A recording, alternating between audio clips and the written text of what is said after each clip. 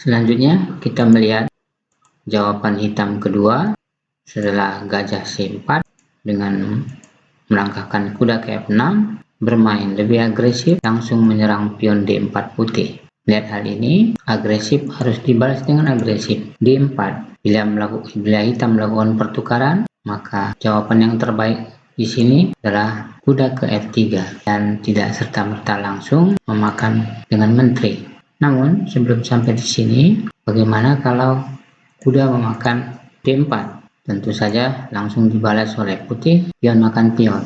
Dan apapun langkah balasan hitam, baik D6 mengadu pion, atau kuda C6, atau bahkan gajah C4, semuanya dapat dinetralisir oleh putih dengan langsung memakan skak di F7. Dan bila raja memakan, teman-teman bisa melihat putih segera memperoleh kompensasi tersebut. Demikian juga seandainya pun raja tidak memakan gajah F7, maka menteri F3 memperoleh kompensasi yang sama. Baiklah teman-teman, kita kembali. Langkah terbaik hitam di sini adalah langsung melakukan pertukaran pion dengan memakan pion D4 putih. Kuda ke F3 mengancam pion, dan apabila pada posisi ini menteri memakan pion hitam di D4. Tentu di sini kita bisa melihat hitam memiliki dua opsi, apakah kuda ke D6 atau kuda ke F6.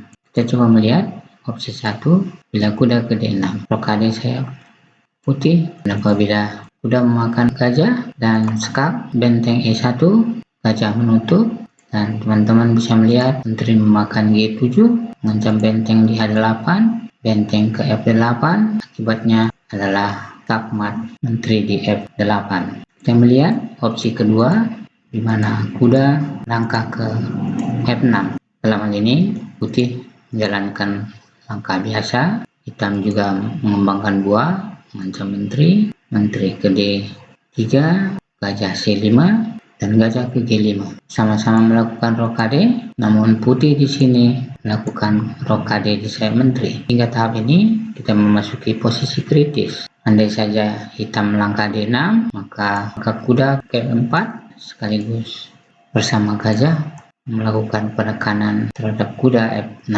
dan tentu saja merusak struktur pion sayap raja hitam. Dan teman-teman bisa kita melihat hal ini bukanlah opsi yang terbaik bagi hitam.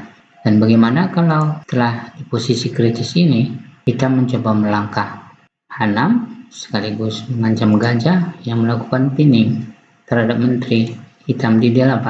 Hal ini justru akan lebih berakibat fatal karena gajah langsung saja memakan pion H6 apabila hitam memakan, maka teman-teman kita bisa melihat menteri melakukan skak di G6, raja H8, dan menteri memakan H6 skak, kuda menutup, dan di sini kuda melangkah E4 untuk melakukan manuver selanjutnya ke petak G5. Gajah ke E7 mengantisipasi, dan putih melangkahkan pion untuk memperkuat tekanan. Demikian juga hitam menjaga petak G5, namun putih melanjutkan penekanan dengan mengancam skakmat di H7. Terjadi pertukaran, dan di sini menteri hitam tidak dapat memukul kuda, mengingat saat terjadi pertukaran menteri, kuda tidak dapat memakan karena pinning dengan benteng di H1. Setelah langkah ini kita bisa melihat praktis hitam akan kehilangan menteri dan skakmat. Demikianlah rangkaian langkah putih menjawab opsi kedua dari hitam yang melangkah kuda ke F6 yang bermain lebih agresif. Terima kasih.